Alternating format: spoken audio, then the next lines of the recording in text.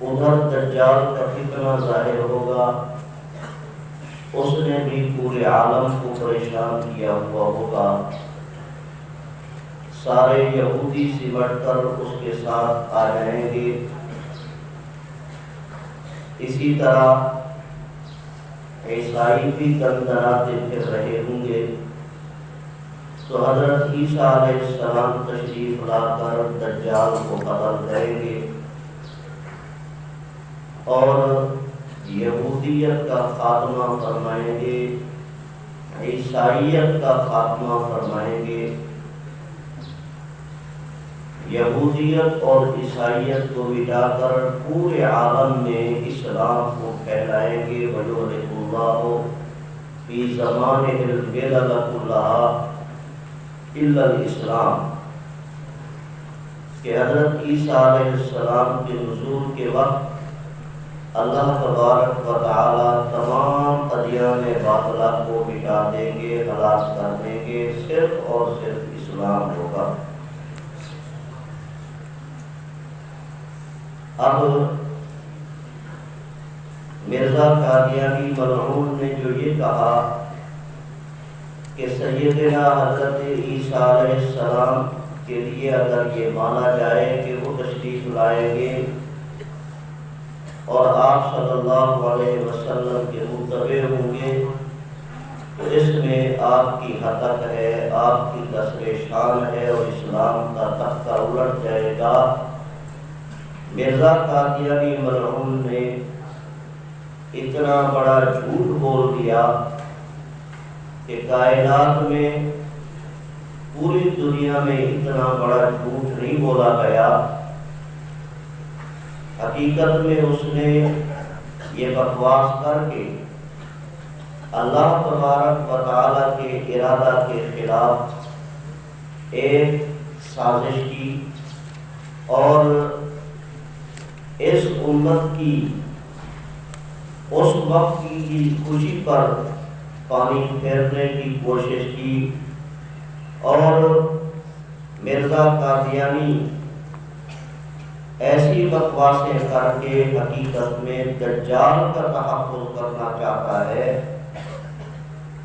اس نے مسیح ہونے کا دعویٰ تو کر دیا، لیکن دجال کا قتل اس کے بس میں نہیں تھا، اس لیے اس ملعون نے ایسی خانہ ساز تعبیریں شروع کی اور رسول اللہ صلی اللہ علیہ وسلم کی عظمت شان، جلالت شان کو اس نے مٹانے کی کوشش کی، اور پوری دنیا میں، پوری کائنات میں اسلام کے پھیلنے کی جو قرآن و حدیث میں پیشین گوئیاں دی گئیں، وَالَّذِي أَرْسَلَ رَسُولَهُ بِالْهُدَىٰ وَدِينِ الْحَقِّ لِيُظْهِرَهُ عَلَى الدِّينِ كُلِّهِ، اسی طرح وَيُحْرِقُ اللَّهُ فِي زَمَانِهِ الْمِلَلَ كُلَّهَا إِلَّا الْإِسْلَامَ وغیرہ آیات اور احادیث میں جو اسلام کے پھیلنے کی پیشین گوئیاں دی گئی ہیں، اسلام سے اور اسلام کے پھیلنے سے حقیقت میں مرزا قادیانی کو بڑی تکلیف تھی۔ اسلام کی وجہ سے انگریز کو تکلیف تھی، مسلمانوں کی وجہ سے انگریز کو تکلیف تھی۔ انگریز ملعون نے اس بدبخت کو کھڑا کر کے اسلام کے خلاف، اسلام کو مٹانے کی یہ سازش کی گئی، اس لیے مرزا قادیانی ملعون نے اسلام کے خلاف یہ سارے دعوے کیے۔ تو اسلام کو پھیلانے اور اسلام کے پھیلنے سے مرزا قادیانی کو اور آج اس کی ذریت پوری دنیا میں قادیانیت کو بڑی تکلیف ہوتی ہے کہ اسلام کیوں پھیلتا ہے اور مسلمان اسلام پر کیوں چلتے ہیں، لوگ حلقہ بگوش اسلام کیوں ہو رہے ہیں۔ اس لیے قادیانیت حقیقت میں حضور علیہ السلام کی عظمت شان، جلالت شان کے خلاف ایک بہت بڑی سازش ہے اور اسلام کو مٹانے کی ایک بہت بڑی سازش ہے۔ دجال اور دجالی فتنوں کے پشت پناہی کرنے کے لیے یہ ایک بہت بڑی سازش ہے۔ اس لیے مرزا قادیانی مرحوم نے اپنی کتاب ازالہ اوہام میں یہ لکھ مارا کہ حضرت عیسیٰ علیہ السلام اگر تشریف لائیں گے اور آپ کی شریعت کے متبع ہوں گے اور حضرت عیسیٰ علیہ السلام کا دوبارہ آنا مانا جائے تو یہ آپ کی کسر شان ہے، حقیقت ہے، اور اسلام کا تختہ اس سے الٹ جائے گا۔ اس لیے اس تمہید کے قائم کرنے کی ضرورت پیش آئی۔ اتنی بات آپ حضرات سمجھ گئے ہیں،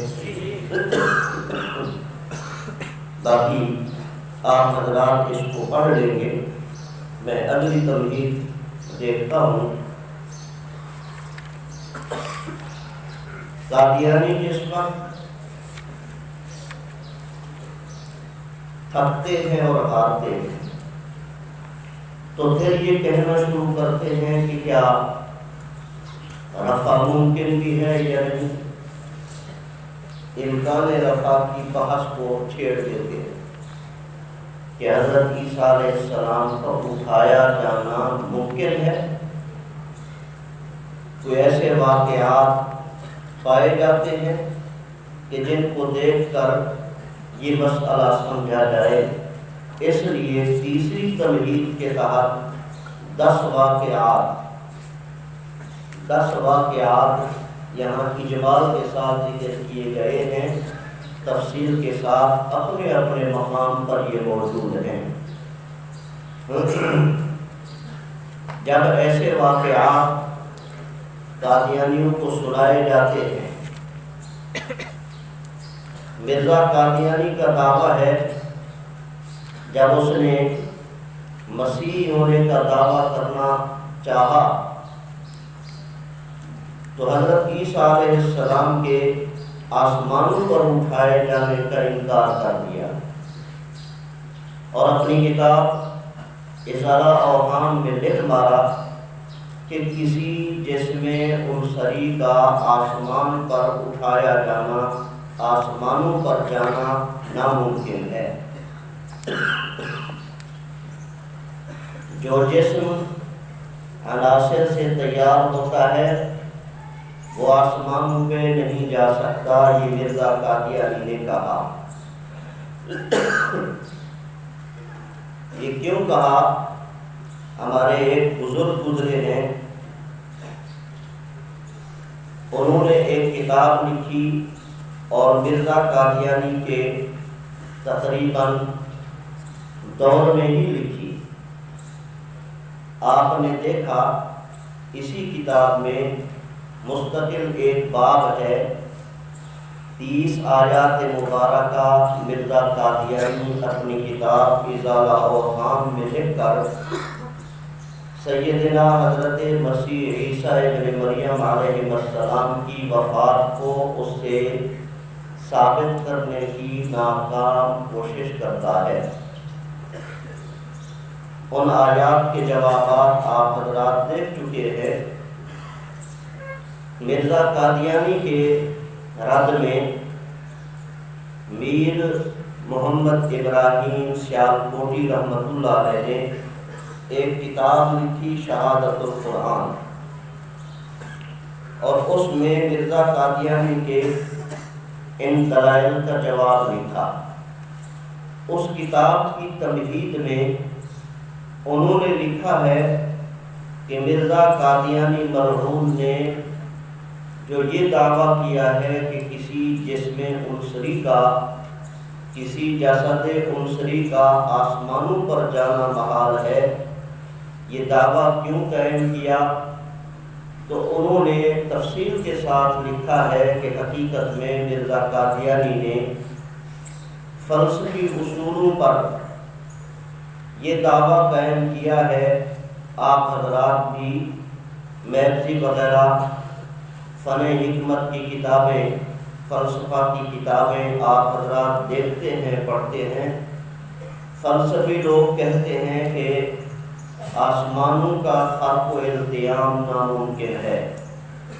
مرزا قادیانی مرحوم نے اسی اصول کو سامنے رکھ کر کہ آسمانوں کا پھٹنا اور آسمانوں کا ملنا ناممکن ہے، اگر یہ کہا جائے کہ کوئی جسم عنصری آسمانوں پر گیا ہے تو چونکہ اس سے آسمانوں کا خلق و التیام لازم آتا ہے جو کہ محال اور ناممکن ہے، اس کو سامنے رکھتے ہوئے اور آگے چل کر اس نے چونکہ مسیح ہونے کا دعویٰ کرنا تھا اور بھی دعوے کرنے تھے، تو اس لیے یہ دعویٰ قائم کر دیا کہ کسی جسم عنصری کا آسمانوں پر جانا محال ہے۔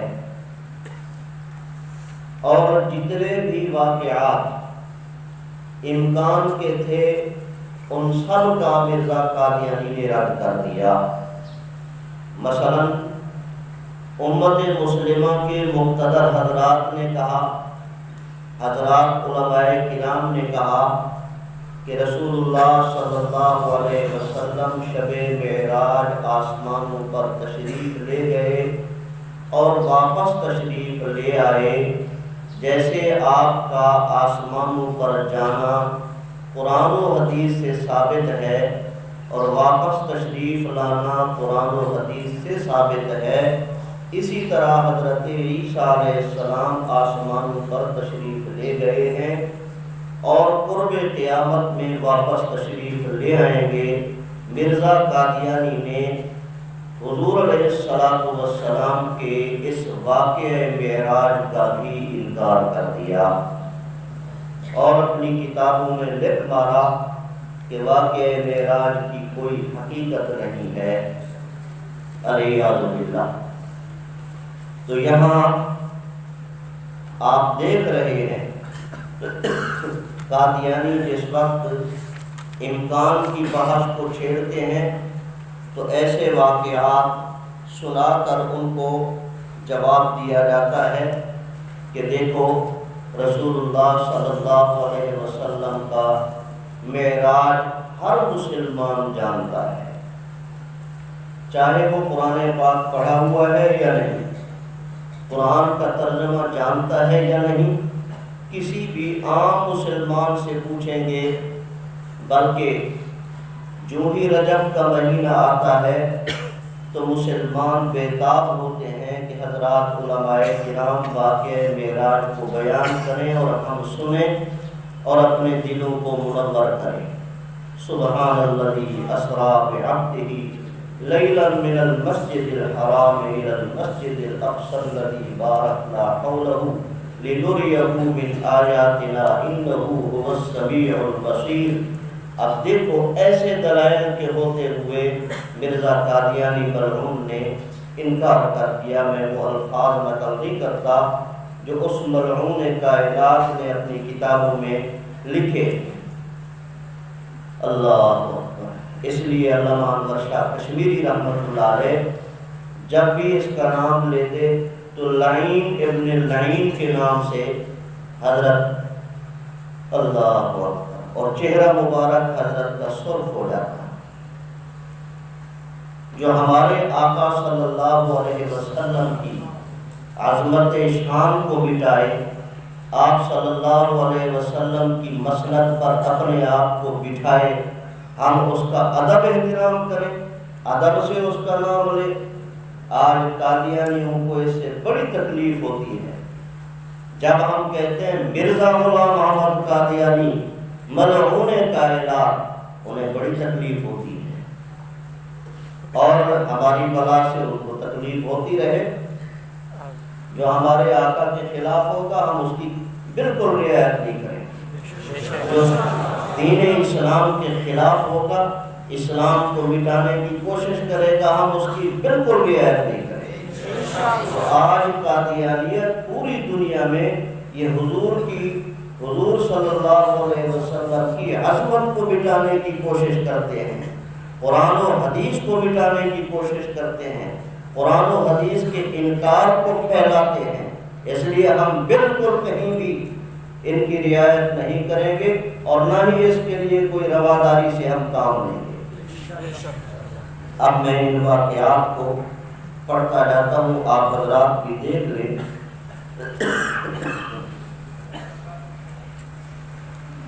یہ آگے عنوان ہے صفحہ 170 پر، در بیان امکان رفع جسمانی۔ اس کے تحت آپ دیکھ رہے ہیں مرزا قادیانی نے لکھا ہے، ازالہ اوہام کا حوالہ ہے، کسی جسم عنصری کا آسمان پر جانا محال ہے۔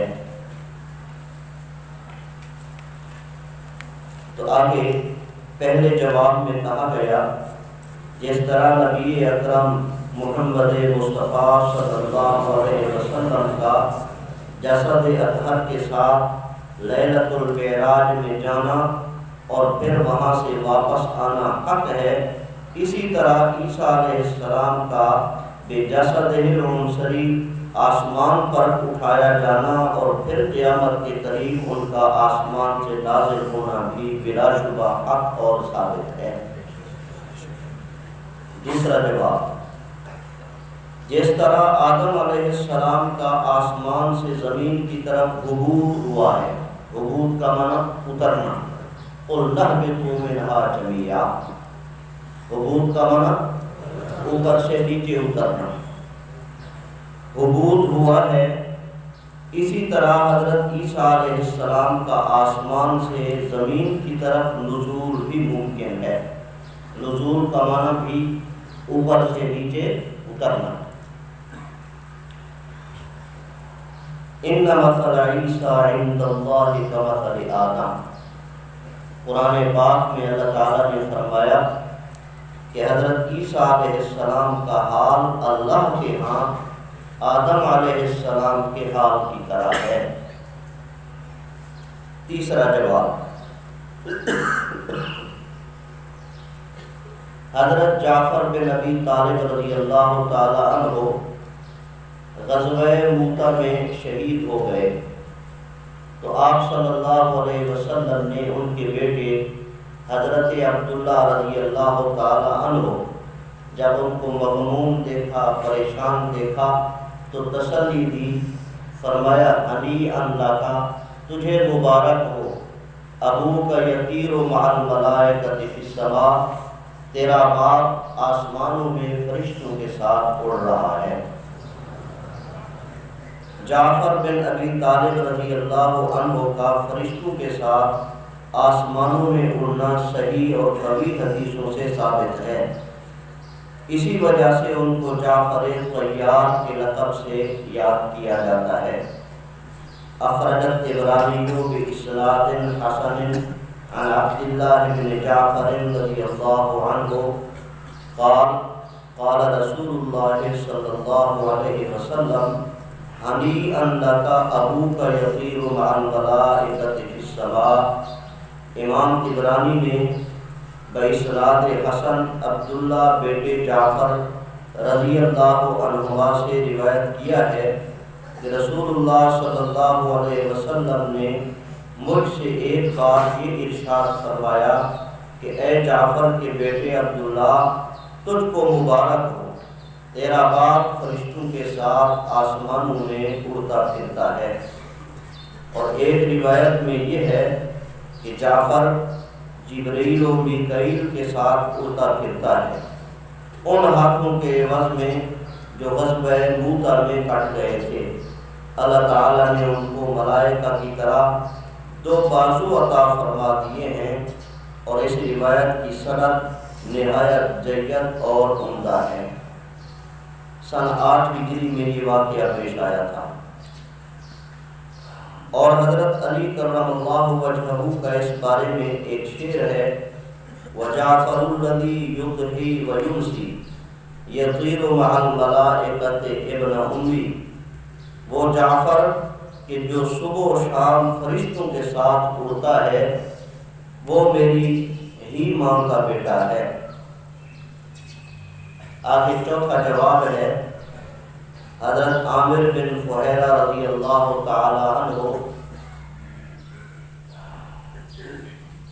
سبھی حضرات جانتے ہیں ہجرت کے موقع پر آپ صلی اللہ علیہ وسلم اور سیدنا حضرت ابوبکر صدیق رضی اللہ تعالی عنہ کی خدمت بجا لانے والے جلیل القدر صحابی ہیں۔ پہلے غلامی کی حالت میں تھے، اللہ نے انہیں پھر یہ مقام عطا فرمایا، تو ان کے متعلق بتلایا جا رہا ہے کہ جب وہ شہید ہوئے تو انہیں بھی آسمانوں پر اٹھایا گیا۔ اب میں عبارت پڑھتا ہوں۔ عامر بن فہیرہ رضی اللہ تعالی عنہ کا غزوہ بیر معونہ میں شہید ہونا یہ سن 4 ہجری میں پیش آیا تھا، بیر معونہ کا غزوہ، اور پھر ان کے جنازہ کا آسمان پر اٹھایا جانا روایات میں مذکور ہے، جیسا کہ حافظ عسقلانی رحمہ اللہ نے اصابہ میں اور حافظ ابن عبد البر نے استیعاب میں، علامہ زرقانی نے شرح مواہب میں ذکر کیا ہے۔ جبار بن سلمہ جو عامر بن فہیرہ رضی اللہ عنہ کے قاتل تھے، وہ اسی واقعہ کو دیکھ کر ضحاک بن سفیان کلابی کی خدمت میں حاضر ہو کر مشرف باسلام ہوئے۔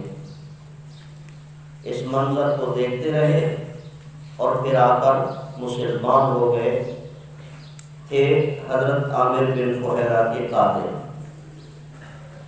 اور خود ہی بتلاتے ہیں دعانی الی الاسلام ما رأیت من مقتل عامر بن فہیرہ ومن رفعہ الی السماء۔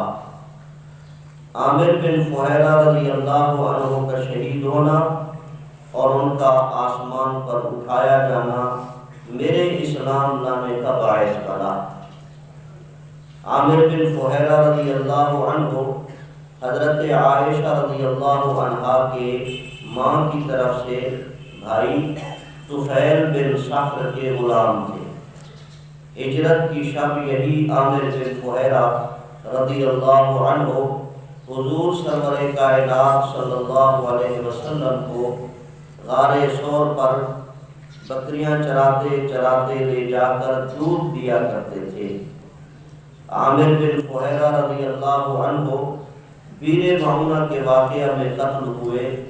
بخاری شریف میں ہشام بن عروہ رضی اللہ عنہ سے روایت ہے کہ فقال لقد رأیتہ بعدما قتل رفع الى السماء حتى انی لانظر الى السماء بینہ وبین الارض ثم وضع فأتى النبی صلی اللہ علیہ وسلم خبرہ۔ ضحاک رضی اللہ عنہ نے یہ تمام واقعہ آن حضرت صلی اللہ علیہ وسلم کی خدمت بابرکت میں لکھ کر بھیجا۔ اس پر آن حضرت صلی اللہ علیہ وسلم نے ارشاد فرمایا فَإِنَّ الْمَلَائِكَةَ غَارَتْ جُثَّتَهُ وَأُنزِلَ فِي عِلِّيِّينَ۔ فرشتوں نے اس کے جثہ کو چھپا لیا اور وہ علیین میں اتارے گئے۔ ضحاک بن سفیان کے اس تمام واقعہ کو امام بیہقی رحمہ اللہ اور ابو نعیم اصفہانی رحمہ اللہ دونوں نے اپنی اپنی دلائل النبوت میں بیان کیا ہے۔ ایک دلائل النبوت امام بیہقی رحمہ اللہ کی ہے اور ایک دلائل النبوت امام ابو نعیم اصفہانی کی ہے۔ دونوں کا نام دلائل النبوت ہے، تو ان دونوں کتابوں میں یہ واقعہ موجود ہے۔ اس کے علاوہ شرح الصدور فی احوال الموتى والقبور امام جلال الدین سیوطی رحمہ اللہ کی ہے، اس میں بھی یہ واقعہ موجود ہے۔ اور حافظ عسقلانی رحمہ اللہ نے اصابہ میں جبار بن سلمہ کے تذکرہ میں اس واقعہ کی طرف اجمالاً اشارہ فرمایا ہے۔ شیخ جلال الدین سیوطی رحمہ اللہ شرح الصدور میں فرماتے ہیں کہ عامر بن فہیرہ رضی اللہ عنہ کے آسمان پر اٹھائے جانے کے واقعہ کو ابن سعد اور حاکم اور موسیٰ بن عقبہ نے بھی روایت کیا ہے۔ غرض یہ کہ یہ واقعہ متعدد اسانید اور مختلف روایات سے ثابت اور محقق ہے۔ یہ 4 جوابات اور ان کے ضمن میں گویا 4 واقعات ذکر کیے گئے ہیں۔ قادیانی رفع کی امکان کی بحث چھیڑتے ہیں جبکہ یہ واقعات ثابت ہیں، لیکن جیسے میں نے عرض کیا کہ چونکہ ان واقعات کو اگر مانا جائے تو پھر حضرت عیسیٰ علیہ السلام کا آسمانوں پہ جانا اور قرب قیامت میں آنا ماننا پڑے گا، اس لیے وہ ان واقعات کا انکار کر دیتے ہیں۔ اس سے بڑی بد نصیبی کیا ہو کہ انہوں نے حضور صلی اللہ علیہ وسلم کے واقعہ معراج کا بھی انکار کر دیا، اس سے بڑی بد نصیبی کیا ہو۔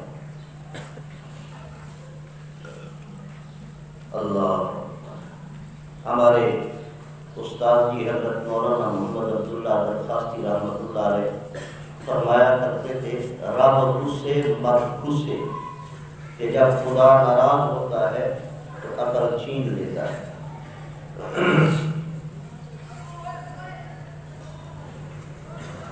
بے ادبی کی انتہا ہے، جو بے ادب ہوتا ہے اس کو ہدایت نصیب نہیں ہوتی۔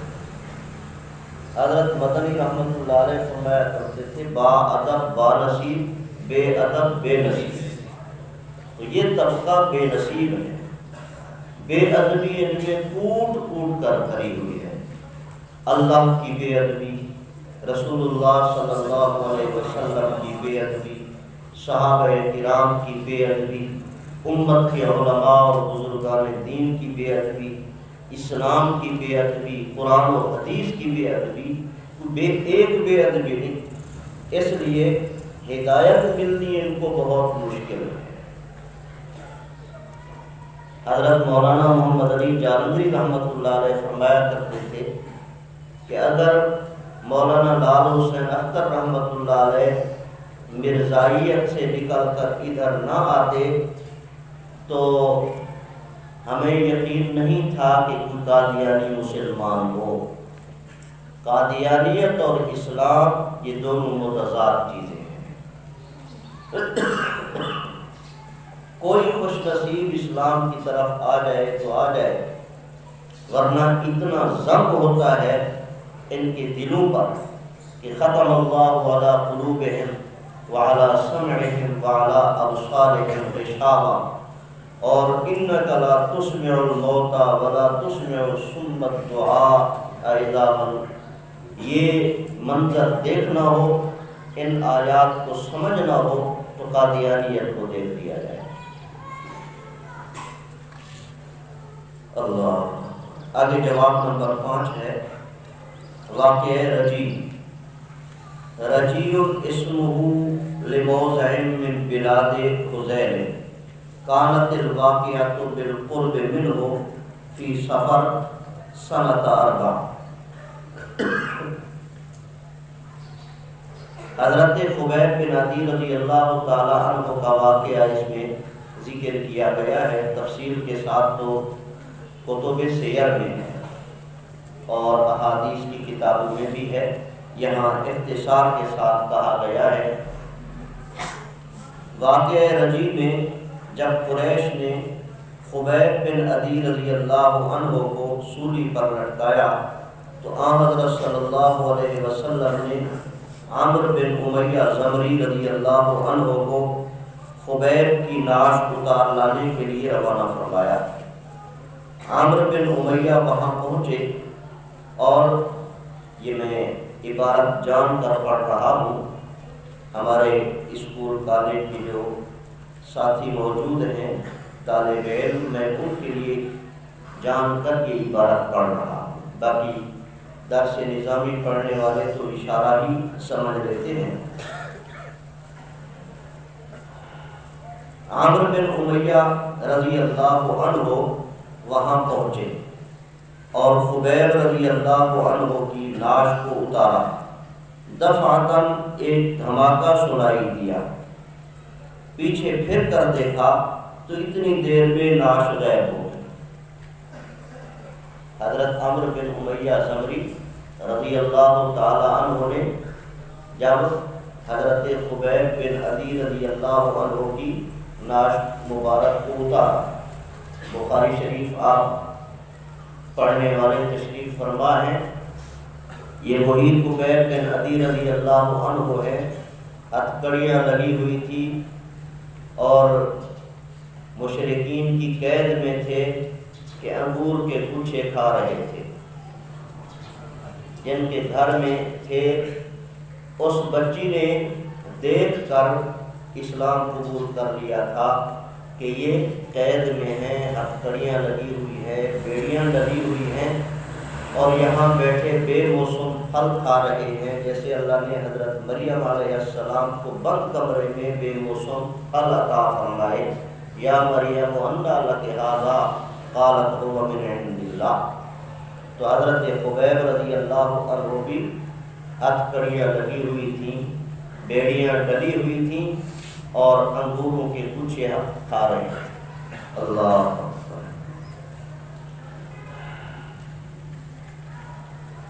اور پھانسی پر لٹکائے جانے سے پہلے 2 رکعت نفل ادا کی تھی۔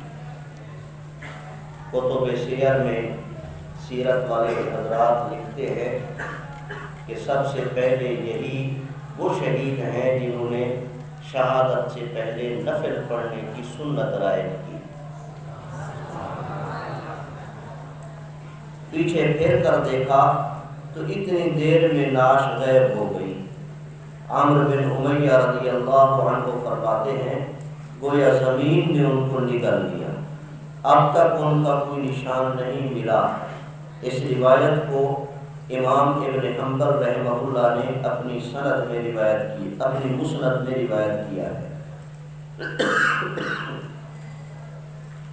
شیخ جلال الدین سیوطی رحمہ اللہ فرماتے ہیں کہ خبیب رضی اللہ عنہ کو زمین نے نگلا، اسی وجہ سے ان کا لقب بدیع الارض ہو گیا۔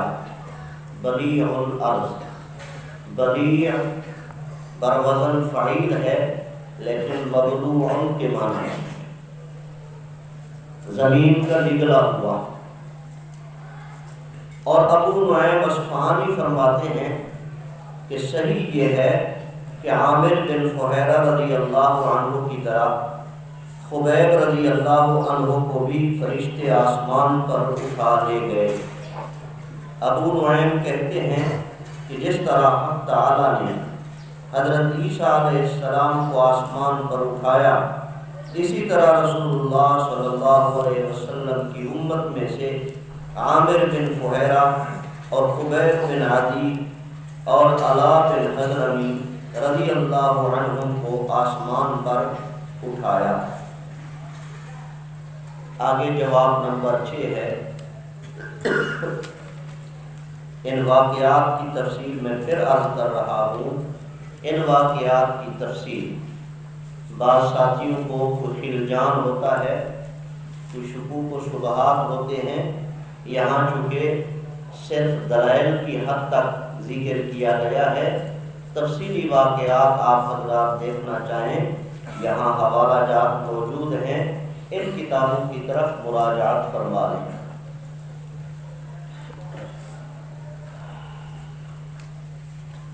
اسی لیے پرچیاں آتی ہیں